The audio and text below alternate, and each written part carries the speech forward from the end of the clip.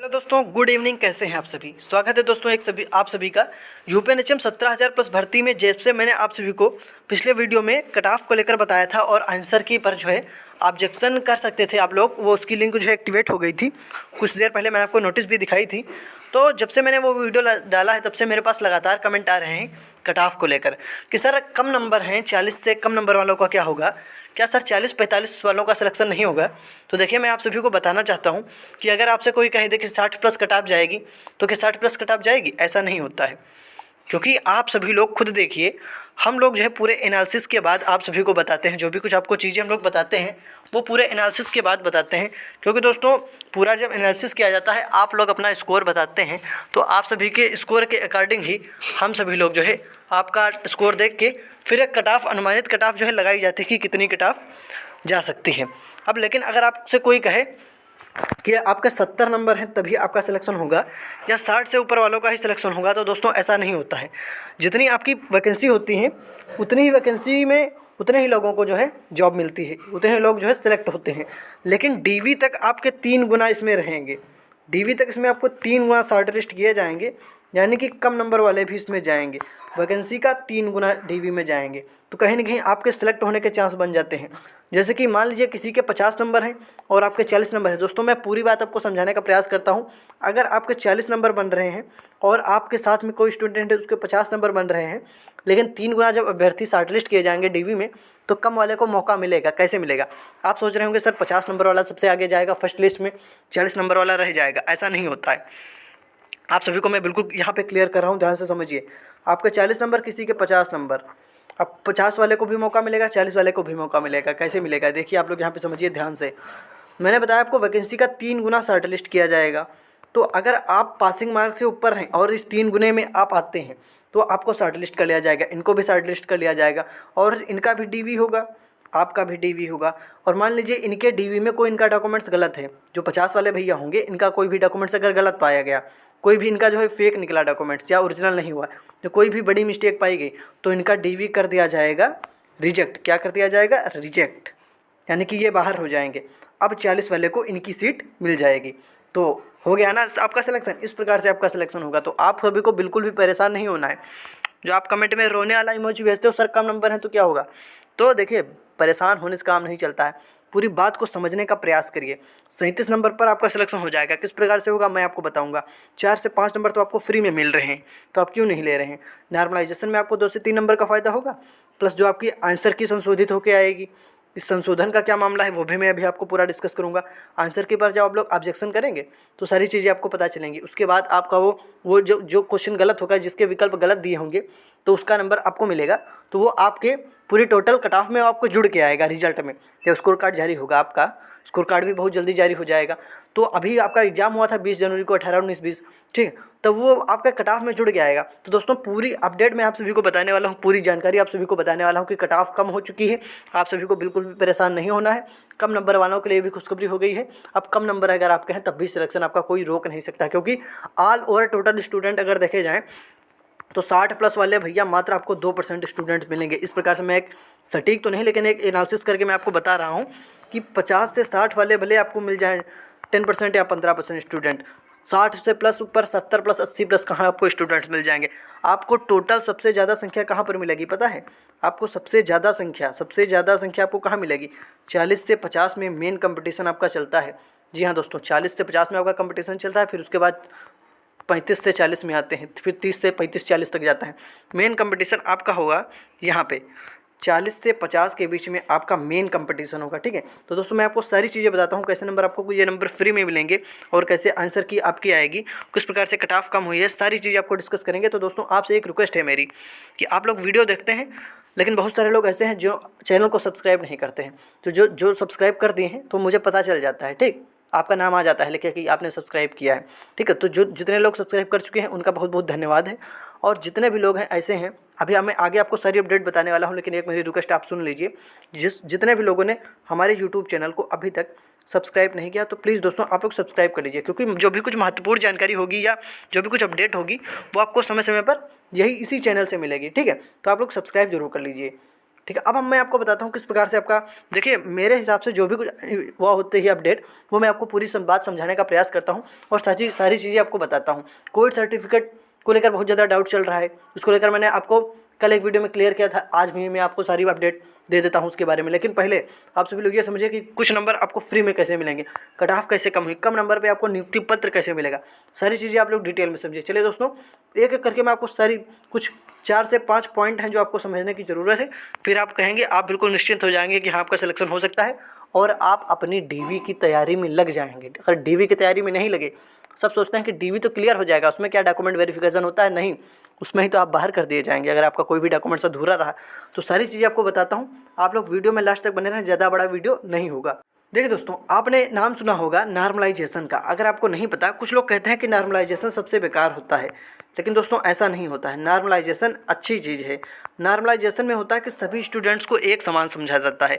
अब मैं आप सभी को बता दूं कि जितने अभ्यर्थी पेपर देने जाते हैं, चाहे वो 1 लाख हो चाहे 2 लाख हो, कोई भी स्टूडेंट हो, मतलब ऑल ओवर टोटल स्टूडेंट हो, सभी के नंबर जो है अच्छे नहीं आ पाते हैं, सभी के नंबर अच्छे नहीं आ पाते, क्योंकि कुछ लोग पढ़ने में ठीक ठाक होते हैं, कुछ लोग बहुत ज़्यादा फास्ट होते हैं, कुछ स्टूडेंट्स एवरेज होते हैं।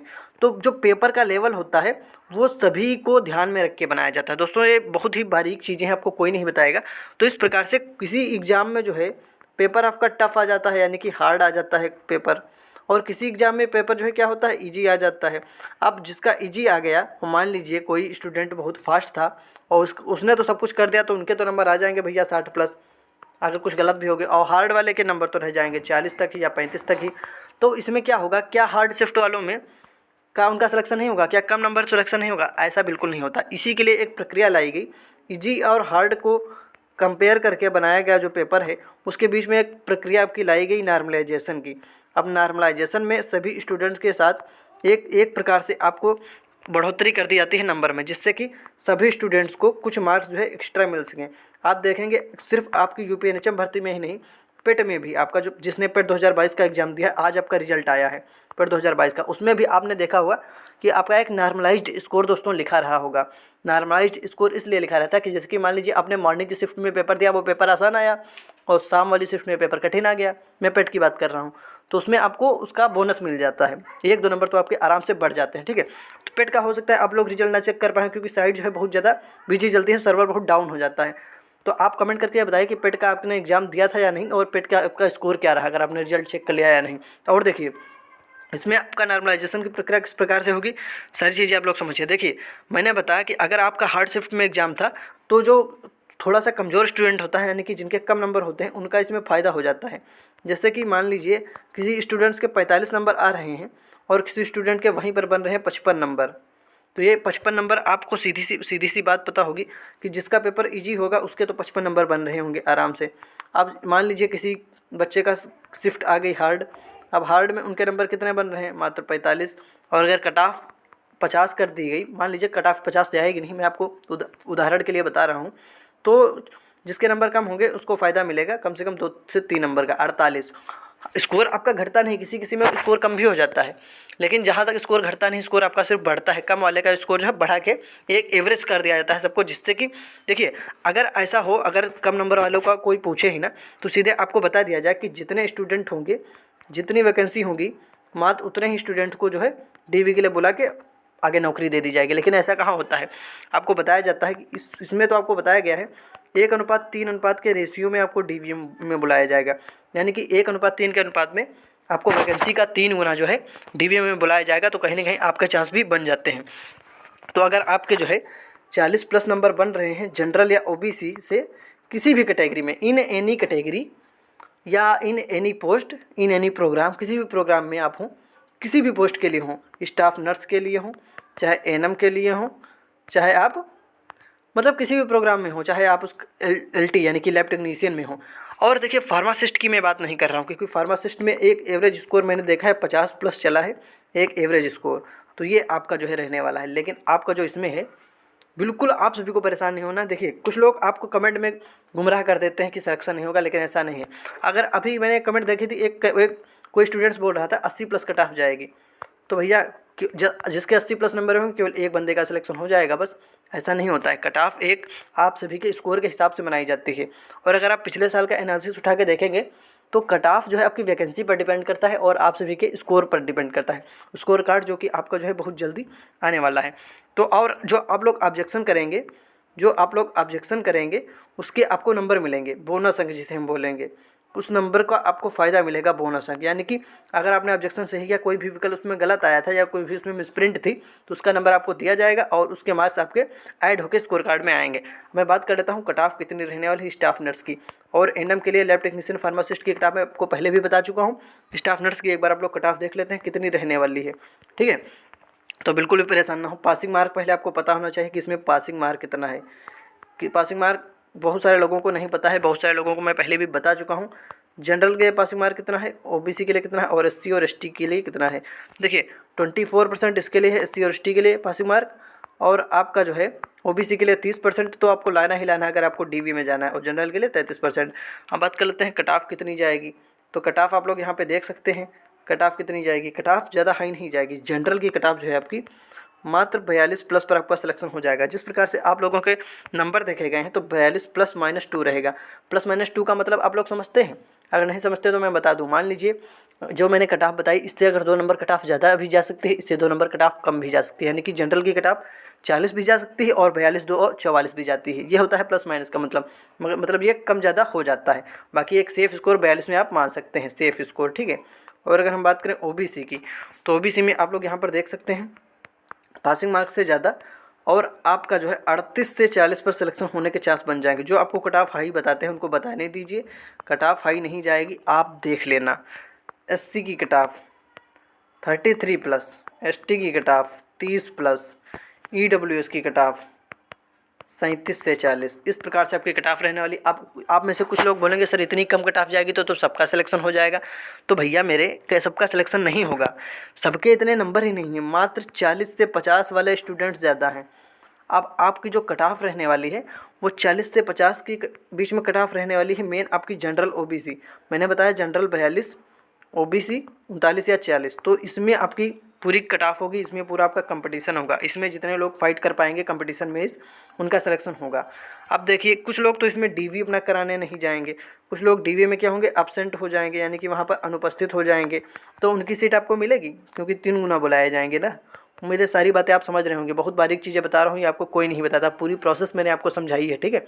डीवी कुछ लोग देने नहीं जाएंगे, कुछ लोग डीवी जाएंगे, वो डीवी अपना रिजेक्ट करा के वापस चले आएंगे क्योंकि कहीं ना कहीं कोई ना कोई प्रॉब्लम अगर निकलेगी। और अगर आपका डीवी सही हुआ, बिल्कुल सब कुछ क्लियर हो गया और आपके नंबर भी अगर कम हुए तब भी आपको सिलेक्शन मिलेगा क्योंकि आप कट ऑफ के ऊपर होंगे। इस प्रकार से आपकी पूरी सिलेक्शन की प्रोसेस होगी।